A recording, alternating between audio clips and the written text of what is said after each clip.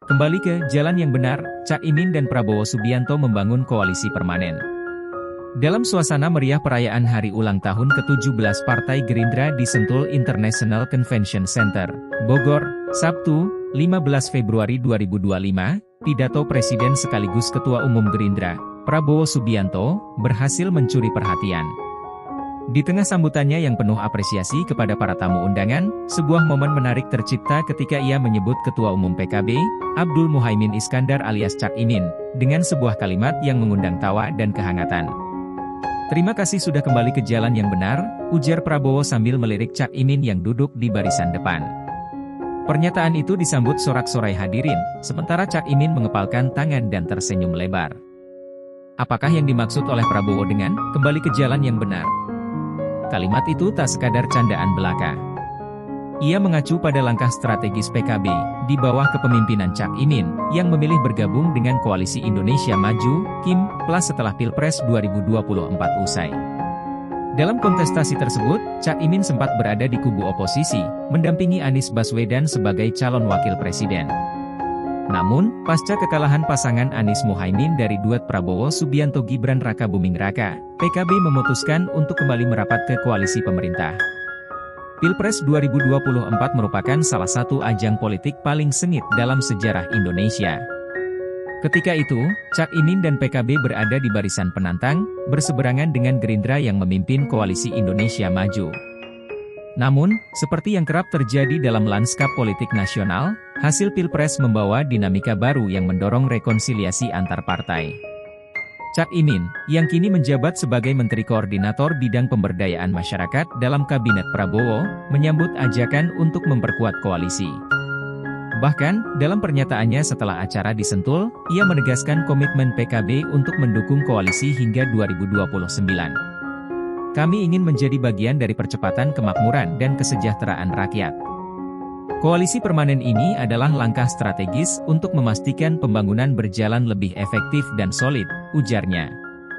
Prabowo Subianto, dalam berbagai kesempatan, menekankan pentingnya persatuan di tengah keberagaman politik Indonesia.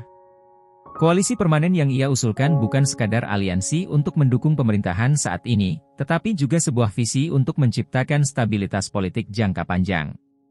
Dalam pertemuan para ketua umum partai di Hambalang sehari sebelum HUT Gerindra, Prabowo mengungkapkan bahwa persatuan adalah kunci utama pemerintahan. KIM Plus, yang kini menjadi poros kekuatan politik utama, terdiri dari Gerindra, PKB, Golkar, PAN, Demokrat, dan sejumlah partai lainnya. Bahkan partai-partai yang sebelumnya mendukung pasangan Anies Muhaimin, seperti Nasdem dan PKS, perlahan merapat ke kubu pemerintah.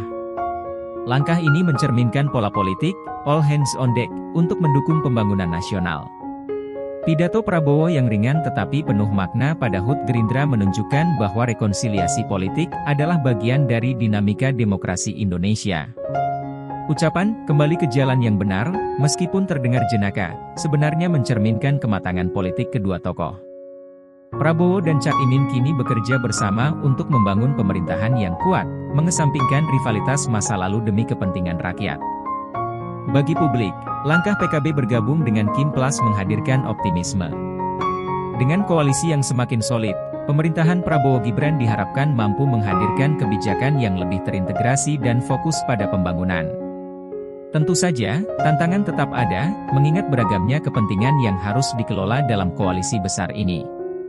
Dengan komitmen PKB untuk mendukung koalisi hingga 2029, peta politik Indonesia memasuki fase baru yang penuh peluang.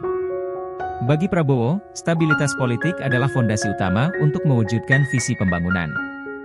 Sementara bagi Cak Imin, bergabungnya PKB ke koalisi pemerintah adalah peluang untuk memperluas pengaruh politik partainya sambil berkontribusi dalam kebijakan strategis pemerintah. Namun, seperti halnya semua koalisi politik, keberlanjutan KIM Plus bergantung pada sejauh mana kepentingan partai-partai di dalamnya dapat dikelola dengan baik. Publik tentu berharap, rekonsiliasi ini tidak hanya simbolis, tetapi juga membawa dampak nyata bagi kehidupan mereka. Momen Prabowo menyapa Cak Imin di HUT Gerindra adalah simbol persatuan dalam politik Indonesia. Dengan gaya santai tetapi penuh arti, Prabowo berhasil menyampaikan pesan yang kuat, dalam politik, rivalitas hanyalah sementara, sementara tujuan bersama untuk bangsa adalah yang utama. Kini, dengan solidnya koalisi Kim Plus, kita menantikan langkah-langkah konkret pemerintah untuk mewujudkan kesejahteraan rakyat hingga 2029 dan seterusnya.